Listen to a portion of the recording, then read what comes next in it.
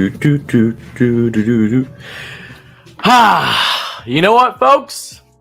The Mets sweep! That's what! How's it going, everybody? Thank you all so much for chiming in for the latest post-game show here on WardyNYM. The Amazins, the offense truly is on full display today as they will put up a 10-piece on the depleted Cincinnati Reds and secure the series sweep. The Mets are now way over 30 games above 500, 73-39 on the season. They continue to gain ground in the NL East, and now as they have an 11-game, a big stretch up with the Phillies, with the Braves guys, they are doing everything possible to make sure that us Mets fans can stay happy, stay satisfied. What an electric game this was, guys. I don't care that it was against the Reds. I know that this Mets team is different. They took advantage of every single opportunity given them today, folks, against a depleted pitcher's MLB debut, and they carved them up left and right. Would the 2021 Mets do this? Absolutely not. They would probably get carved up somehow, yet it was reverse roles, and that has been the story of the 2022 Amazins, folks. Guys, thank you so much for chiming in. Make sure to smash that like and subscribe on, as always. Help us get to 100 likes for the first short-term goal. Help us get to 18K subs for the next short-term goal on the channel. But, guys, more than anything, what I need right now in the live chat, my 200-plus viewers and counting, spam those W's in the chat for you, boy. Let's get those W's up. We have a lot, and I mean a lot, to deep dive in tonight's post-game show. Today's post-game show, rather, as it's right after 4 p.m. Eastern here. God, oh, my goodness. The offense is electric. The new kids on the block just keep hitting. They just keep doing damage. Vogie with the milkshakes. How you doing, baby? Naquin against his former club. Darren Ruff yesterday. Everyone and their mother is contributing to this Mets team. I am on absolute cloud nine right now. This is the best way possible to enter a long stretch against NL East rivals. Two teams trying to claw themselves up in the NL East to try to get themselves close to the Mets, guys. I feel so confident about this team. I've never felt this confident about this Mets team. They just continue to impress me every single day. I'm jaw-dropped. I don't even have much words to say. I'm going to rant about a lot, as I always do, but I'm just so taken back. I was in attendance yesterday as the Mets won, of course, 6-2. They come out today and, again, put icing on the cake like no tomorrow, a 10-piece. 10, how you doing? The Mets, the offense, the pitching was solid. Ty didn't have his best stuff, but surely not his worst. Definitely a nice bounce-back outing for him after getting shelled against the Atlanta Braves. Hopefully this is a little bit of a confidence booster for him. The bullpen was rock solid. Funky Medina, Adonis Medina, comes in the ninth to get himself a non-save situation and wrap up the ball game with ease, guys. Wow is all I can say. This team, man. This effing team, guys. Continue to spam those W's in the chat. How's it going, Darren? Delightful. All my great members in the chat, all my great viewers overall. Thank you guys so much for being here. We have a lot of deep dive about this 10-2 victory for the Amazins. Let me put this back. Shout out to my great friend on the member who on the channel sent me this way. It's actually a custom hiking stick that has all the Mets retired numbers on it. It's Mets centric. I use that. I try to pretend as if this is going to be a broom whenever the Mets get a sweep, and they got the sweep again today, folks. Let me put this back over here. Bear with me 1 second. All right, guys, and look, as soon as I leave, of course, you're going to see this, myself getting out of frame here. Hold on. Let me try to get the camera focused, and then we will advance here in the show, guys. This Mets team is ridiculous. This Mets team is stupid. They're absolutely, I mean, guys, let me say something first and foremost before we go into and deep dive this laundry list. Absolute laundry list of offense that we have here on my phone. As you guys can see, I take notes during the game to make sure that I don't miss anything, all the big plays, and just everything that happens, all good and bad. It's important to acknowledge it all. That's why I give you guys the best recap I possibly can, other than me, stuttering on my words, having at least one number wrong on my graphic or something. But the first thing that I have to say, guys, before we get into the show, I have never ever witnessed a Mets team like this. I feel like I've said it a lot lately, especially after the Mets winning 4-5 against the Atlanta Braves. The best series I've ever witnessed as a young Mets fan. I've never seen a Mets team to this degree, and I think a lot of Mets fans can agree. Other than what you saw in 06, even though that they fell short, there's a lot of people that believe, and I don't blame them for saying that the Mets would have won it all that year if they got past the NLCS and the Cardinals. You think about 86. This Mets team is right up there, regular season base, at least at minimum, to these other great clubs in Mets history. But the depth they have, the balance they have, the pitching they have, I've never witnessed a Mets team to this degree that feels like such a lock to win ball games on every given day basis, guys. The Mets right now are viewed as the favorites to win all this year, knock on wood. Not that that means anything. We know that it doesn't matter if you're the best team in the league entering playoffs. Anything can happen. The Dodgers have been like one of the best teams in baseball consistently year after year, and all they've done so far in this past decade is win in a shortened 2020 campaign against the Tampa Bay Rays, who have the lowest payroll, one of them to the Dodgers' highest payroll that year. So anything can happen in baseball. I'm fully aware, but what I do know is that this Mets team is special to a higher degree that we would have expected entering the year, guys. These acquisitions the Mets made, Daniel Vogelbach, Darren Ruff, Tyler Naquin. Naquin is probably the biggest surprise to me. I expected Vogie to do well. I expected Ruff to do well with platoon. Naquin, who had good numbers against righties, even killed it against the lefty today. He has been my biggest surprise. He's gotten a little bit more playing time than maybe I initially expected. He's been platooning things with Canna really well, and them together has just been an absolute force in that corner outfield for the team in Queens, guys. What an electric game. We got so much. Yes, shout out Jack Off. Yes, shout out to Jolly. I love he got a shout out from Gary and Keith. They were messing up his name. Even even Steve Gelbs didn't have it right. Jolly's great. He's been on the channel before. He's doing great things with Jerry Blevins and all that. So very happy for him. So happy for everyone in the Mets space. Everyone is thriving right now. Every different Mets podcast, including my own, with Joe Sorallo, Anthony Recker, former Met, now, of course, MLB Network analyst and Apple TV analyst. I'm going to ask Reck, I don't know if he's going to be covering the game on Friday because I know that it is going to be Mets-Phillies on Apple TV. So we'll see. I will more than likely be in attendance for that game.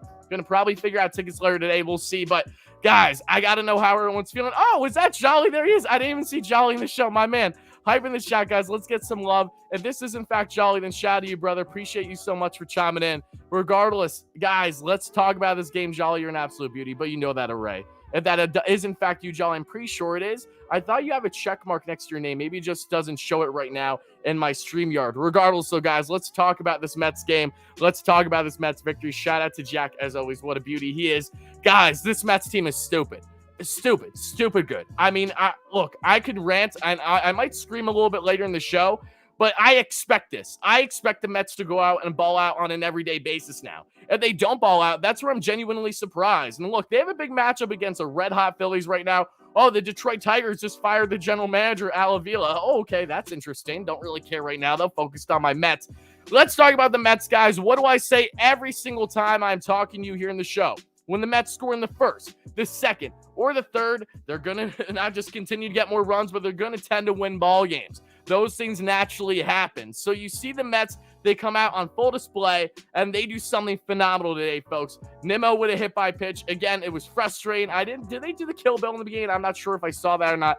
And I'm an idiot, too, because when I saw the Kill Bills thing that they did yesterday and have in previous games, I don't know why I didn't put 2 and 2 together that's from Kill Bill. Shame on me, because I love, like, all Tarantino movies. So, again, that's my fault. But Nimmo gets on with a hit by pitch, guys, and the Mets will never look back. And Lindor, who is my number one star of the game, and I have a lot of reasons to say as to why. Yes, he didn't have the most RBIs out of all Mets that were hitting today, but what Francisco Lindor did today was make history, and he's going to continue to make history when the Mets have 50 more games to be had here this season. Pete Alonso, with an RBI-based knock, his 95th RBI of the season, surely will not be his last. Gives the Mets the early 1-0 lead. Jeff McNeil, who was arguably the best hitter for the Mets yesterday with a couple RBIs, had himself a bomb and an RBI single too. Today, he gets himself an RBI sac fly to right. That brings in the second run of the game, everybody. And just like that, the Mets are up by a couple runs on the Cincinnati Reds. And again, on TJ Zach Potato, I'm probably saying his name wrong.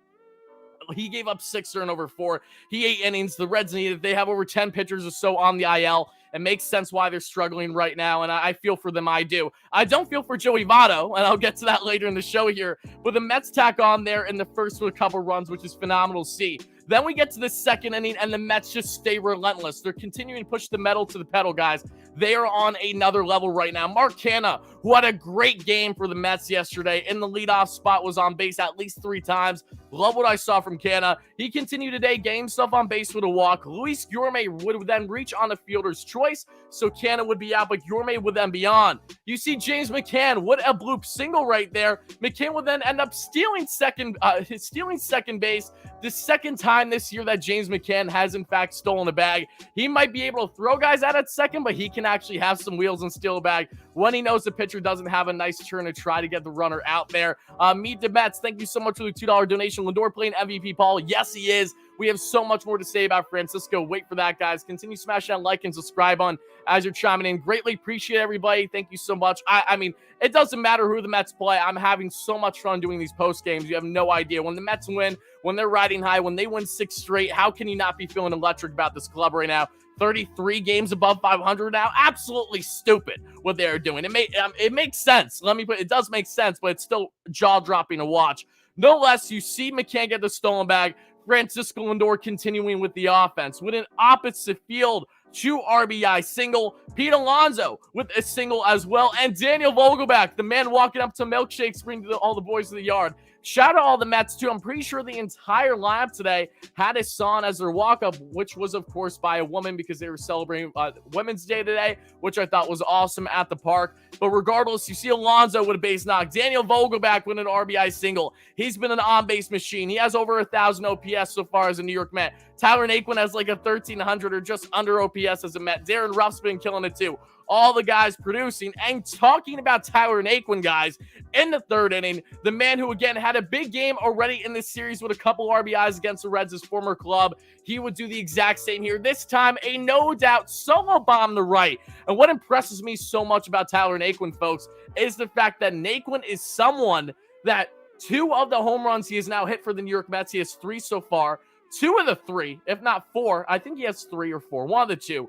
2 of those home runs were down and out of the zone. One of them, I believe, was like a changeup out of the zone. They absolutely ripped for an opposite field home run against the Braves. Today, it was an off-speed pitch down and in, out of the zone that he pulled with no problem. Tyler Naquin has pop in that bat, and he has been, to say effective, does not give it enough justice for his type of impact in this Mets lineup, guys. The Mets already at that point have themselves up by a total of 6-0 through the first 3 innings. In the 4th, you would see the Reds stack on a couple runs thanks to a Joey Votto RBI double, Almora with a walk, and then Fraley with an RBI sac fly. Fraley, who has not done anything this year, let alone against most teams for whatever reason, had a good series. Give him credit. Had 2 infield singles in game 1. Had a no-doubt 2-run piss missile yesterday to right. It was barreled beautifully. And then get an RBI sac fly today. However, those were the only runs that you would see the Reds score today, folks. It wouldn't last long for them because then the Mets would come back right back in the 5th you would see there. However, before we get there, a little frustration. You see Taijuan Walker in a little bit of a jam. The but the man who grew up in New York, grew up a diehard Mets fan, Jonathan India, gets on with a walk. Kyle Farmer rips a single, kind of impressive. Farmer is a far better hitter against lefties than he is righties, but he got a hanger right down the pipe and pulled that bad boy for a base knock. And then Joey Votto with a hit-by pitch, which was ridiculous. Joey Votto came out and said, you know what? I'm going to do my best Michael Conforto impression. I'm going to lean into that pitch a little bit. Bases juiced. Thankfully, it's with 2 outs, and right away, you get a ground out right after that first or second pitch to end the inning. So it didn't matter that the Mets had bases juiced, with the Reds that being. Votto is frustrating. You can't review it. You can't challenge that play when he really did not move away at all. He leaned in a little bit for that hit-by pitch. A little surprising for Joey. I mean, is this really what you got to do at this year point in career?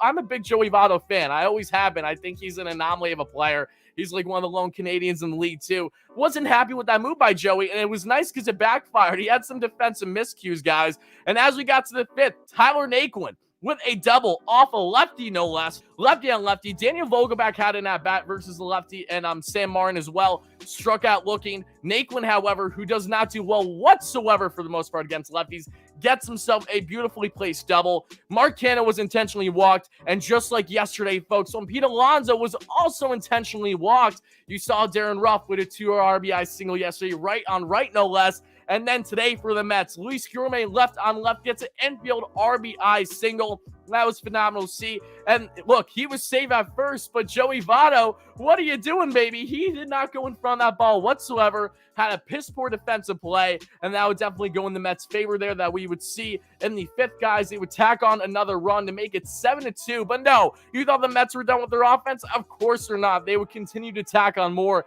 as we got to the 6th inning, their final inning of scoring runs for either side. But this is really where it blew the doors open to an even higher magnitude. Brandon Nimmo with a walk. Francisco Lindor with a base knock. Alonso with a base knock. You see Vogie, what do you want to call him? Hoagie Vogie? Vogel bombs? Whatever. Vogie gets himself a 2 RBI double down the first baseline. That was huge. Pete Alonso would end up getting out at home, trying to stretch it into not 2 runs, but 3 runs. There was a throwing error in the infield. However, they still get Alonso out in time. But after that, Jeff McHits, who was looking for a hit on the day. If McNeil would get at least 1 hit, he would continue his hitting streak to 13 straight games for the Mets, guys. Nuts stuff by Jeff, and he would do exactly that with an opposite field RBI double. That would increase his hit streak again to 13 games, and that would increase the Mets' lead to 10-2. And then you saw Taijuan Walker after going 6 solid innings. Seth Lugo, back-to-back days. Normally, Seth on back-to-back, you're not loving those odds, but today, Seth really looked strong. Gave up only 1 hit, had a strikeout and a scoreless 7th. Trevor Williams came in for a scoreless 8th, 8th with a walk. And then Adonis Medina, Funky Medina, as we love to call him, gets the scoreless 9 to shut it down against these Braves, guys. The Mets end up going 5-1 against the Reds this year. Should have swept them in both series. I'm not complaining. However, this Mets team taking full advantage of every opportunity given them, everybody. Thank you all so much for chiming in. We got upwards of 400 viewers already. Greatly appreciate all you guys so much. I mean, look, even against the Reds, guys, it's just so phenomenal to see how this team is playing, because let's not forget, you know, all Mets fans, they naturally have PTSD. You're thinking of, oh my goodness, are they going to fall off at some point? I think almost every Mets fan, their mother was finally swayed that this team is legit after winning 4 or 5 against the Braves. And look, Jacob deGrom, Max Scherzer healthy back-to-back in this rotation. They're matching up against the Phillies. They're matched up to pitch in the Subway Series in late August. They have everything going right now for this team. Let's see, Nash Curvin, thank you so much for the $5 donation. He says, Votto try to take it, and then Votto give it away the next half inning with the Arello. 12 straight plus 5 runs. Absolutely nuts. Actually insane. I love the fact that Votto, again, tried to pull a Conforto, and then it backfired on his defense the following inning. And then you see the Mets score 5+ runs. So they're locked and loaded. This Mets team is absolutely nuts, guys. I cannot wait to get more in your comments and raw reactions right now. But let's talk about a couple things, okay? Let's talk about my number 1 star. I think most people's number 1 star outside of Daniel Vogelbach, and that is, in fact, Francisco Lindor. Lindor continuing to be scorching hot for the New York Mets right now. Up to 270 on the batting average of 813 OPS. He goes 2 for 3 today with the 2 RBIs and the 3 runs scored. But what did Francisco Lindor do today, folks? He tied David Wright's record for most consecutive games with the runs scored, which I believe was 13. And what did he also do? He tied Jose Reyes' franchise record for most RBIs in a season by a Met. That is a shortstop with 81. The only difference is Lindor has 50 more games to go. This man literally has 50 more games. He's on pace for 120 RBIs on the year, just around 30 home runs. I do not want to hear one damn person complain about Lindor whatsoever for the remainder of the year unless he goes in a ridiculous slump, knock on wood. Lindor has been a huge focal point of this Mets offense. He's driving in runs. He's scoring runs himself by being an on-base machine, taking walks, taking hit by pitches, getting some base knocks too. It doesn't all need to be bombs and doubles. He has just been Mr. Consistent, or rather, as we love to call him, Mr. Smile. And because of these accolades, knowing that, again, if Lindor gets a run scored this Friday, the next game that he has up, and that is against the Phillies, if he gets himself another RBI, he breaks the franchise record for the Mets in 2 separate records. Most consecutive games with runs scored and most RBIs in a season by a shortstop representing the Amazons. Francisco Lindor, you were much in your first year of that $341 million contract. You are playing up to it. The best that all of us Mets fans could have asked for. This is exactly what we have been wanting. This is Francisco Lindor at his best right now, and I trust me when I say he's still getting started. He's going to continue to roll for the team in Queens. I did see another donation. Let's get that as well. Robert Powers with the $5 donor. Thank you so much, Robert. I greatly appreciate you. Hyping the shots of Robert, always a beauty, always a great support here on the channel. We see, though, our number 2 star, Daniel Vogelbach. Vogie, how you doing, baby? 2 for 5 with the double, the 3 RBIs and the run score. Daniel Vogelbach, guys, I don't know how much more I need to talk about Daniel Vogelbach and how much I am obsessed with this man. I was in favor of the trade when the Mets traded him for Holderman, as long as he was utilized properly and as long as the Mets made more moves. They did both of those things perfectly, and Daniel Vogelbach has quickly become a fan favorite, guys. You saw on SNY today, they did a graphic that showed who's your favorite offensive acquisition so far for the Mets. You saw Tyler Naquin at 9%. You saw Darren Ruff at a measly 3%, and Daniel Vogelbach leading the way, 87%. I love all these guys. I really do. But, I mean, when you got milkshakes, I mean, that's Daniel Vogelbach, baby. He's Mr. Donuts. He's Hoagie Vogie. He embraces his size. He embraces being an absolute unit, a beast. Bubba, as I love to call him. And there's nothing more that I'm more satisfied with than the fact that we don't just have Daniel Vogelbach for the remainder of the season. He's under team control, folks, until the 2025 offseason, the same year as many other players, including Jeff McNeil, among some others. So, Vogie, he's not just here for a short time, he's here for a longer time, and surely a fun time, a significant one. This feels like just the start of Daniel Vogelbach being a crucial point to this Mets offense, not just down the stretch, but potentially for the years going forward. Dash with the $10 donation. Thank you so much for that, Dash. I appreciate it. $1 for each Mets run. Keep up the great work, Rory. Oh, thank you so much. That's beyond kind of you. Hype in the chat to Dash X with a $10 dono. 10 for 10 runs. We take that to the bank. Thank you so much, brother. 1200 with the $10 donation as well. Says Naquin mashing on the Reds cracks me up. Vogue's mashing because he never wants to go back to baseball hell, that being Pittsburgh.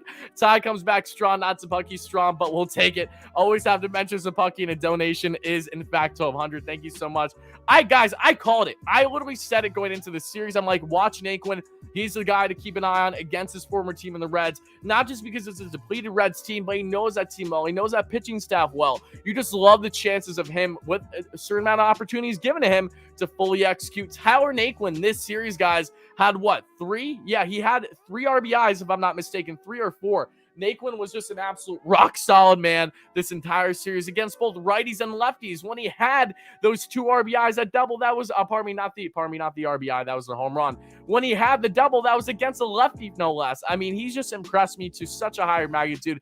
He is the guy that I genuinely did not know how much of impact he would have on the Mets this year, just because of how much is Buck going to utilize him. I thought he'd be more strictly off the bench, maybe get at minimum 1 start of 3 games, but it seems like Buck is just utilizing them perfectly, him and Canna. Whatever works, the Mets have so much defensive alignment that they can use now with the flexibility of having Tyler Naquin. Look, we all love Travis Jankowski. He elected free agency, by the way, after being dropped by the Mariners. He's not in the organization. He's a free agent now. As much as we love Janky, the impact that Tyler Naquin is having this year already supersedes anything and everything that Janky brought to the Mets with his great speed and defense. He didn't have the bat. What does Naquin have? He has the bat, he has solid outfield presence, and he does have solid speed on the backs. He's a nice balance of a player that is quickly becoming a fan favorite along with Daniel Vogelbach. And the only man that's kind of on the outside looking in, not because of he's been playing bad, but just because he hasn't had as much opportunities and playing time yet, is Darren Ruff. Darren Ruff I really, really like. He had a nice game for the Mets yesterday, a couple RBIs. You take that to the bank. Righty on righty, no less. I mean, these guys are just blowing my mind left and right. But, guys, we talked about Naquin.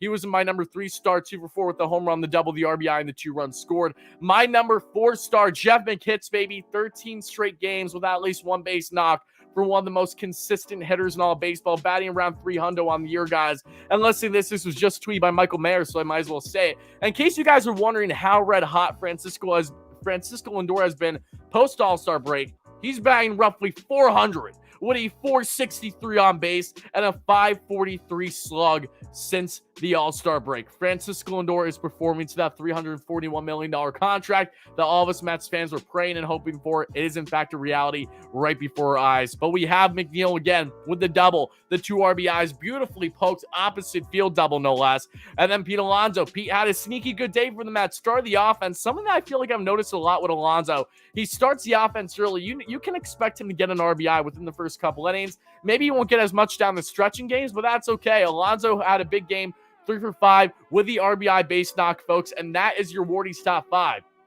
When you look at the Mets overall, they had a 330 expected batting average today, 13 hits to the Reds, 6. Brandon Nimmo went 0 for 3, but did have 2 runs scored. He had a walk as well. You saw Daniel Vogelbach talking about Naquin Canna, went 0 for 2 with 2 walks. Canna was still getting on base. Luis Gourmet had a nice day, had that RBI that we saw, or they didn't call it an RBI, pardon me, but it would have felt like it. Why doesn't he have an RBI, actually, if I'm being honest here? Because it wasn't Gourmet ran out and was safe before the ball got to Votto and went past him for that error. So I'm not sure why Gourmet doesn't have the RBI here through Baseball Savant, but maybe that'll change. 2 for 4 today with the runs scored. And James McCann, again, 1 for 4 with the run scored, stolen bag. What I've been more impressed by, other than the Mets acquisitions offensively, and everyone else that they have been providing that's been doing great on the offense, it's the catching position, guys. The Mets, at minimum, are getting 1 to 2 hits every single night lately post All-Star break with their backstop. James McCann might not be the prettiest hitter. Tomasino surely might not be the prettiest hitter, but they're already bringing you more consistent production than what we saw in like all the first half.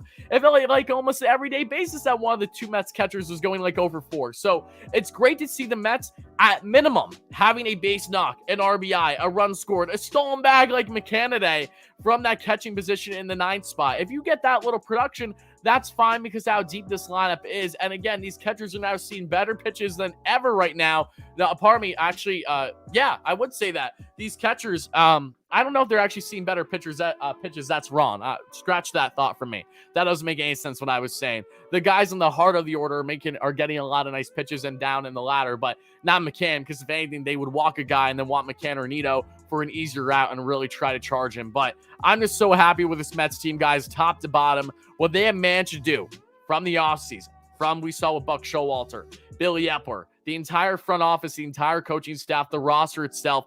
Mad Max Scherzer, they were talking about on SNY today, how much he helped Cookie. Cookie with his start yesterday with his slider, which was beautiful. I was sitting behind home plate, 319 section, beautiful seats. Shout out to my man Chris again for hooking me up, and shout out for Lawrence, who's blood diving on the channel, for coming through and hanging out with me too.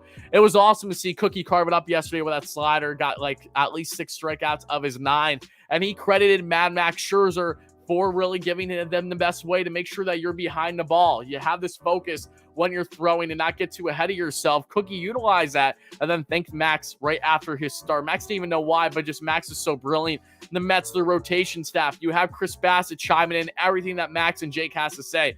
Cookie the same thing. Ty the same thing. This is a tight-knit group. No one has egos above each other. This is very different than the 2021 Mets that came out where you felt like there was separation in the locker room. Yes, they had that vibe of, the bench mob, and that was fun while it lasted, but again, that was short-lived. This Mets team just feels in so much unison. There's not one guy that's upset about the other, would maybe gain more playing time, at least not to the public eye. They're just all rallying around one another and are taking things by a game-by-game basis. That is the Buck Showalter motto. That is the Buck Showalter way. And this Mets team is the best team now in New York. They have 1 more win, I believe, 2 more wins actually, over the Yanks, if I'm not mistaken, because the Yanks lost in the 13th inning. I was watching when I got back home, actually, for the Mets game last night. They lost in the 13th to the Seattle Mariners. Luis Castillo pitched an absolute gem against them for a 2nd time now as a Seattle Mariner, and a 3rd time because he was with the Reds and pitched against them over the past month to beat pre-deadline. Garrett Cole had a great start, even though I hate that schmuck, the Kermit and the clown that he is.